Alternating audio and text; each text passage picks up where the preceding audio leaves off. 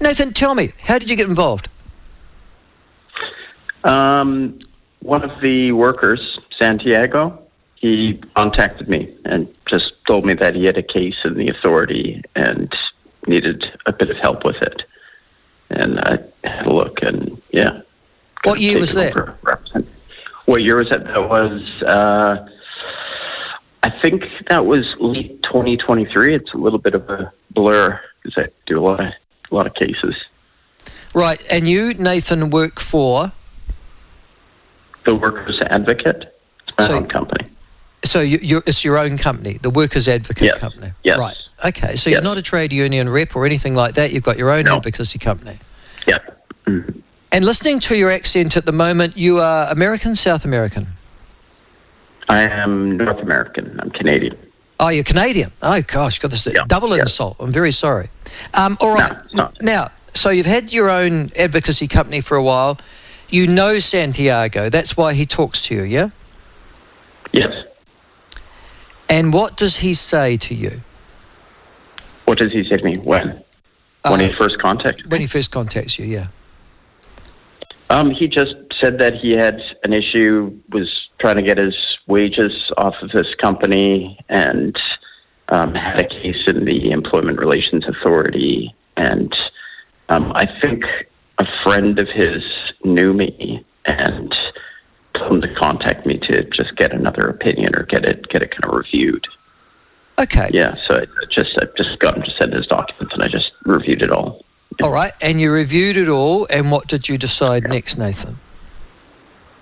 Well, I just, normally when I look at cases where there haven't been wages paid, if you just kind of go for the wages, then it's kind of like getting money back. It's almost like the employer gets like a interest-free loan off of the employees, and that's the end of it.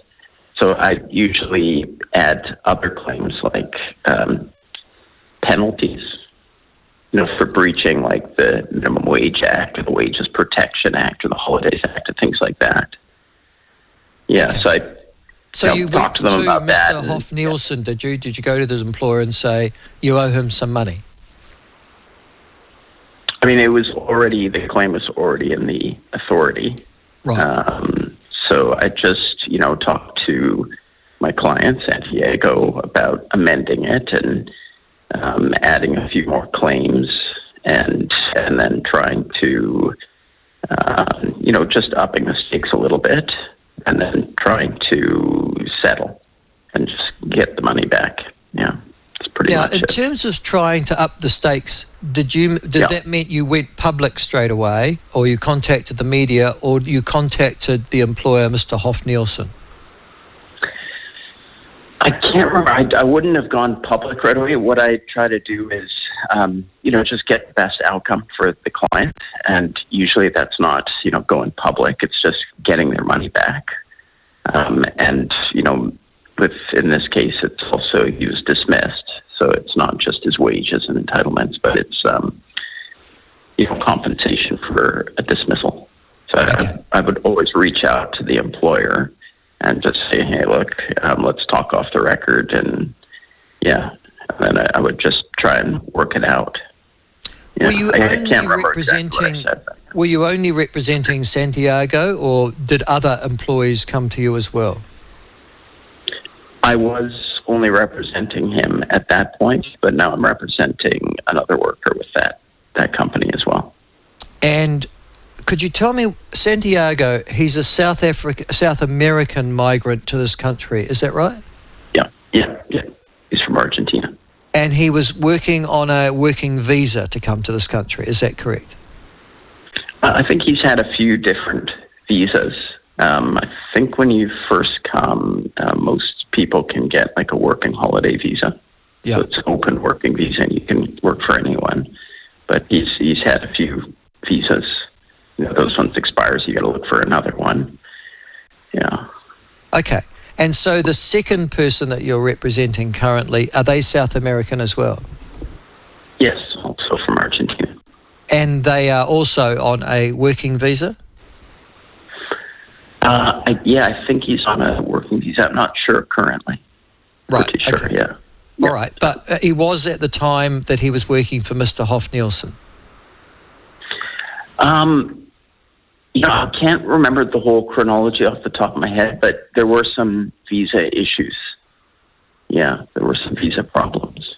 Are you being vague because you are trying to protect them from potential immigration action in the future, Nathan?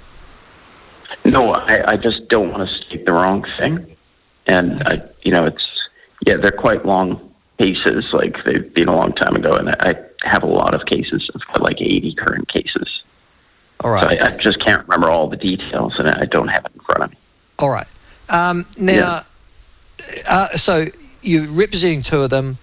You've got an employment issue. Was there any exploitation, in your view, of your clients by Mr. Hoff-Nielsen?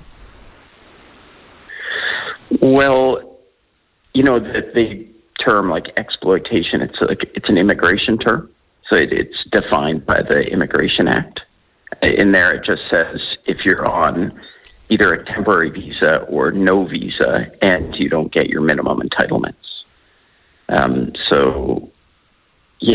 I think there were periods. And the other thing is he was employed by the company, not directly by Christian Hoff-Nielsen. So it would have been the company that, yes, I think the company exploited both guys.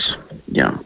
The involvement of Darleen Tana is at the heart of this, not the actions of her husband.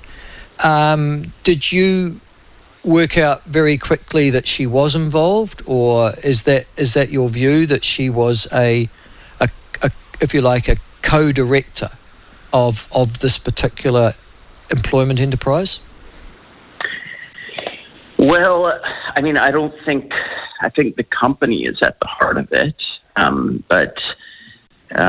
And then there's the husband and wife that ran the company. She was a director at one point, and then she, on paper, wasn't a director, but I think she may have been a de facto director. A lot of like the kind of top level decisions, according to the chats and stuff, that's the evidence that we're going off of, and also what my clients tell me, but a lot of the chats show the husband kind of sending people off to Darlene and, saying she's the one that does the wages. These people are complaining about not getting their wages paid or not getting minimum wage. And he says, I told you many, many times, Darlene's the one that does the wages. Okay. So that was kind of early on. I think as she got further with like her kind of political career, she kind of stepped more and more away from the business, but definitely earlier on. Again, sorry, I'm not sure about the years, but she was more involved earlier on.